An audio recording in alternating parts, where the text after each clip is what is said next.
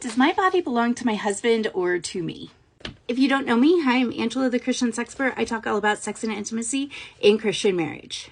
Now, my friend, we can't look at just a single verse without looking at the context of the chapter, why it was written, who it was written to, all those things. 1 Corinthians 7:4 and 7:5 are very often weaponized against women to say that they cannot ever say no to sex with their husbands.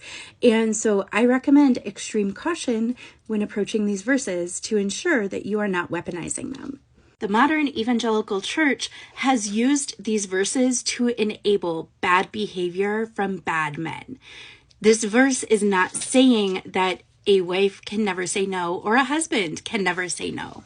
Because when you look at the historical context of this verse, you have to look at the culture that the Corinthian church was in. This church was in a culture that used celibacy as a form of worship to false gods. So people were hearing the gospel of Jesus. They were getting married, and because they were accustomed to using celibacy as worship as a part of their culture, after marriage, they were then saying, oh, I'm actually going to be celibate because I want to worship this Jesus.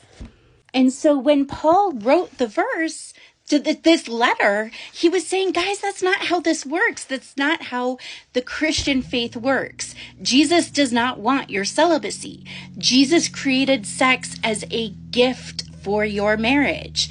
And so that deprived word that he uses in verse 7:5 actually means to defraud or cheat out of. The word was actually used in lawsuits. It was a serious term that people were using lawsuits when they were depriving or cheating someone. It means to literally deny someone what is rightfully theirs. And so when you look at these verses in context of the other verses in the Bible, things like the fruit of the Spirit, things like loving your spouse like Christ loved the church, things like mutual submission. When we look at those verses in light of all of those other verses, absolutely our bodies do not belong to ourselves. So if my husband is sick and he's not interested, why would I force him or guilt him or coerce him? Because if I want to love him like I love myself, I wouldn't want to be forced or guilted or coerced. So I will love him and I will mutually submit to him not being interested. So often these verses are used as in, yeah, their body's mine, my body's mine, I want it, so they have to do it. And it's not looking at, well, why is the person that wants it have the ultimate say?